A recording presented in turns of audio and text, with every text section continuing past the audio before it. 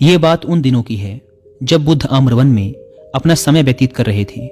इस समय तक बुद्ध की प्रसिद्धि दूर दूर तक फैल चुकी थी।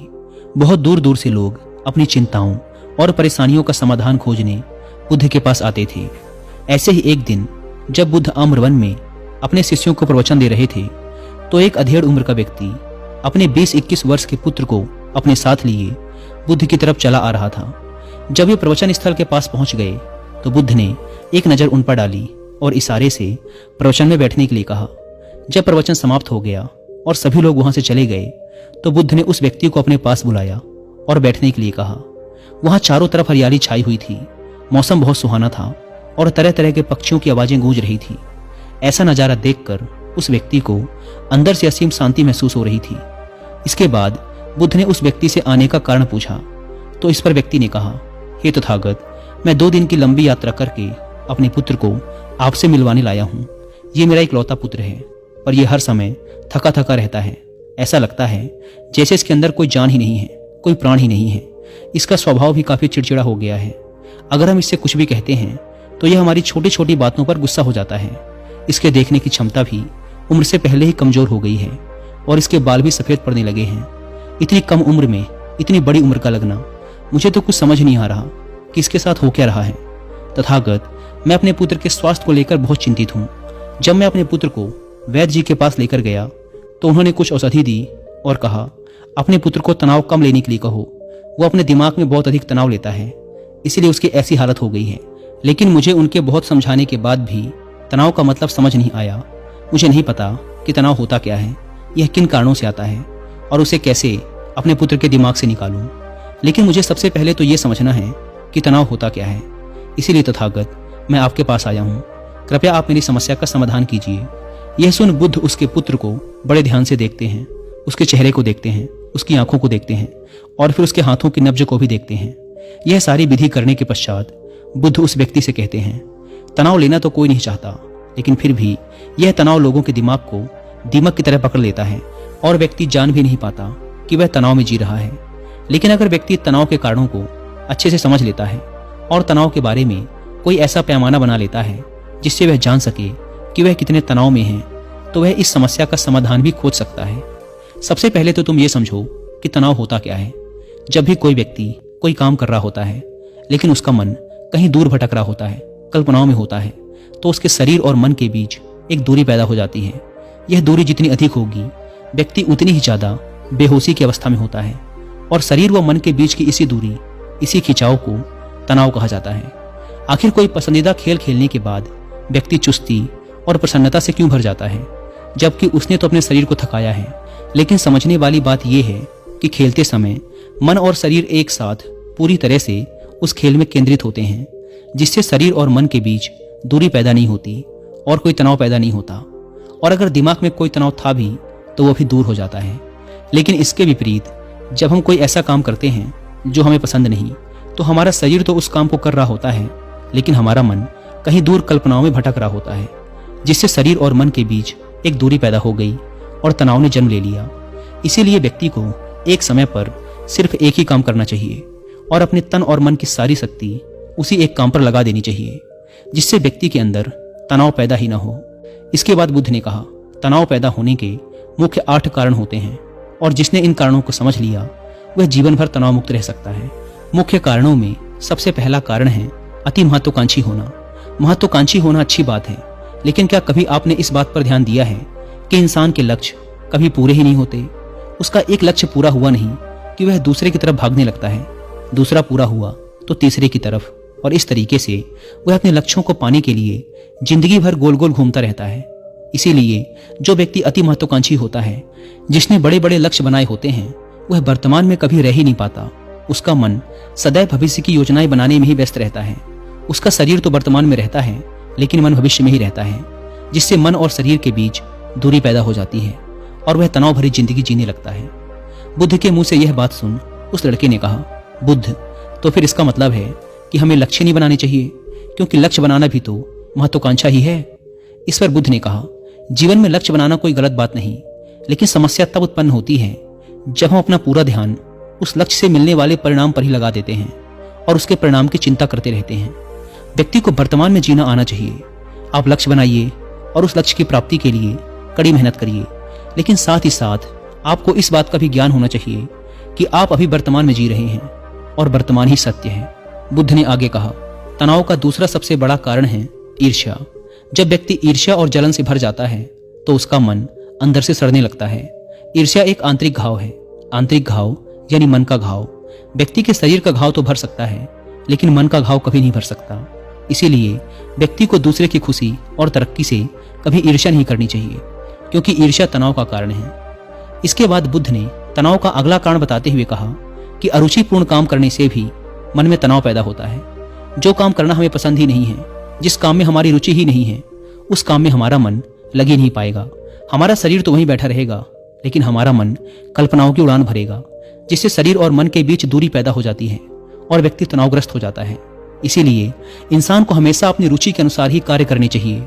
अगर व्यक्ति ने यह पता कर लिया कि उसे कौन सा काम करना पसंद है और वो उसी काम को अपने जीवन का लक्ष्य बना लेता है, तो फिर वो काम उसके लिए काम नहीं बल्कि खेल बन जाता है। लेकिन दोस्तों, अपने पैशन को फॉलो करो, ये कहना जितना आसान है उतना ही मुश्किल है अपने असली पैशन को फाइंड करना। क्योंकि आजकल ज्यादातर युवा सोशल मीडिया और अपने फेवरेट सेलिब्रिटीज से इन्फ्लुएंस होकर किसी भी काम को अपना पैशन मान लेते हैं और फिर थोड़े दिनों तक प्रयास करने के बाद उसे बीच में ही छोड़ देते हैं, क्योंकि वो उनका पैशन था ही नहीं। और इस तरीके से वो अपना बहुत सा कीमती समय और ऊर्जा बर्बाद कर देते हैं। तो फिर अपने असली पैशन को कैसे पहचानें? अगर आपका भी यही सवाल है तो इसके जवाब के लिए बुद्ध ने कहा, तनाव का चौथा कारण होता है किसी दूसरे से अपेक्षा रखना। बुद्ध ने उस व्यक्ति की ओर इशारा करते हुए कहा, एक पिता होने के नाते तुम्हारी अपने पुत्र से बहुत सी अपेक्षाएं होंगी कि तुम्हारा पुत्र एक बहुत ही कामयाब इंसान बने, तुम्हारा नाम रोशन करे, जैसा तुम चाहते हो उस तरह का जीवन जिए, तुम्हारी हर बात माने। लेकिन क्या आज तक कभी किसी की सारी अपेक्षाएं पूरी हुई हैं? जब भी कोई व्यक्ति किसी दूसरे से कोई अपेक्षा रखने लगता है तो वो अनजाने में अपने लिए तनाव पैदा करने लगता है। जरा सोचो कि अगर तुम्हारा बेटा तुम्हारे अनुसार काम नहीं कर रहा और वो नहीं बन पा रहा जो तुम उसे बनाना चाहते हो, तो निश्चित रूप से तुम्हारे दिमाग को तनाव पकड़ लेगा। तुम तनाव से भरा जीवन जीना शुरू कर दोगे और इस तनाव के वश में आकर तुम ऐसा व्यवहार करोगे, ऐसी बातें करोगे कि तुम्हारा अपने पुत्र के साथ संबंध और भी खराब होता चला जाएगा। इसीलिए व्यक्ति को जितना हो सके उतनी कम अपेक्षाएं दूसरों से रखनी चाहिए, और अगर पूरी तरह से तनाव मुक्त रहना है तो दूसरों से अपेक्षा रखना ही बंद कर दो। इसके बाद बुद्ध ने कहा कि शारीरिक कष्ट भी इंसान के तनाव का एक कारण होता है। जब व्यक्ति किसी शारीरिक पीड़ा से गुजर रहा होता है तो उसका पूरा ध्यान बस अपने उस शारीरिक दर्द पर होता है और वह पूरे दिन बस उसी के बारे में सोचता रहता है, जिससे उसका मन दुख के विचारों से भर जाता है और ऐसी स्थिति में व्यक्ति तनावग्रस्त रहने लगता है। यह सुन उस व्यक्ति ने कहा कि हे बुद्ध, शारीरिक दुख तो किसी भी व्यक्ति को हो सकता है, तो फिर क्या वह व्यक्ति जीवन भर तनाव में ही जिएगा? इसका जवाब देते हुए बुद्ध ने कहा कि इंसान को यह बात समझनी चाहिए कि हमारा जीवन दुखों का आधार है। जैसे जैसे हमारा जीवन आगे बढ़ता है, इसमें दुख आते हैं, बीमारियां आती हैं और फिर अंत में मृत्यु भी आती है। तो बीमारियां इंसान के जीवन का अभिन्न अंग है, कोई इनसे बच नहीं सकता।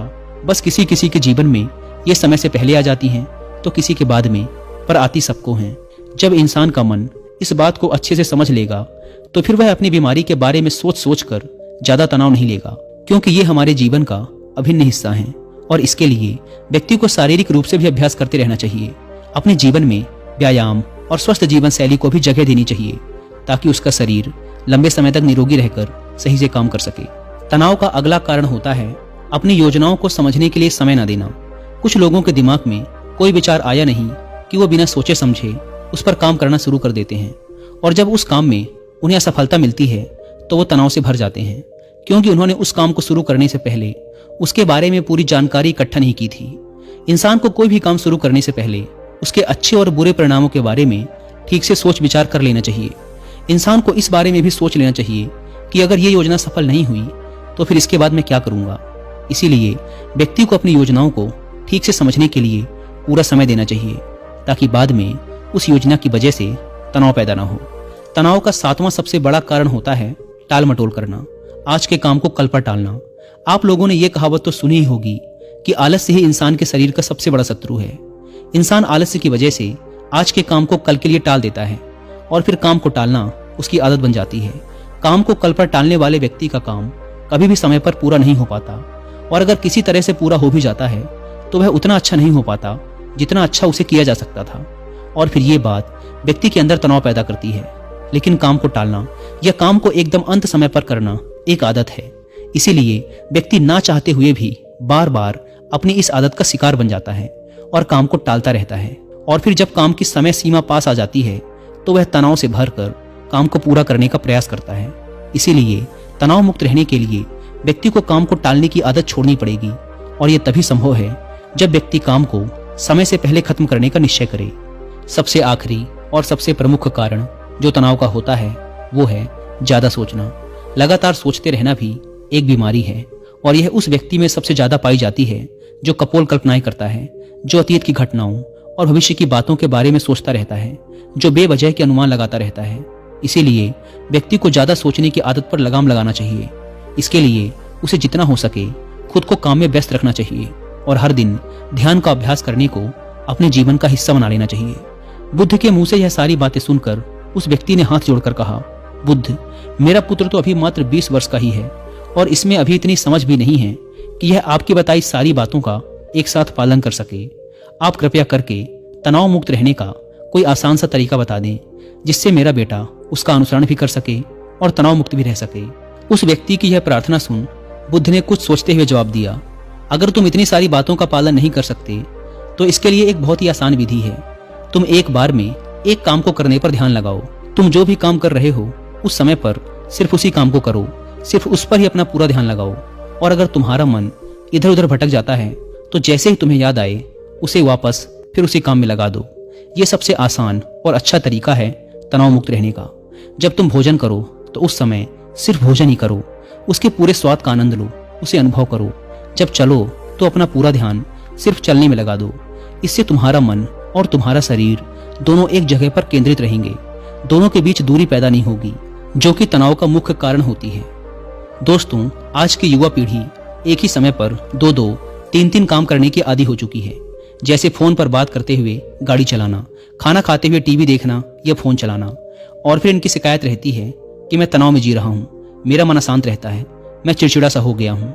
जब कोई व्यक्ति एक ही समय पर 3-3 काम करेगा तो तनाव पैदा होना तो स्वाभाविक है, क्योंकि दिमाग तो एक समय पर पूरा ध्यान लगाकर सिर्फ एक ही काम कर सकता है। पूर्ण रूप से एक ही समय पर 2 कामों पर ध्यान कभी नहीं लग सकता। इसीलिए जहां तक संभव हो सके एक समय पर सिर्फ एक ही काम करने का प्रयास करें, वो भी पूरे ध्यान के साथ। दोस्तों, आशा करता हूं कि आपको इस वीडियो से काफी कुछ सीखने को मिला होगा। धन्यवाद।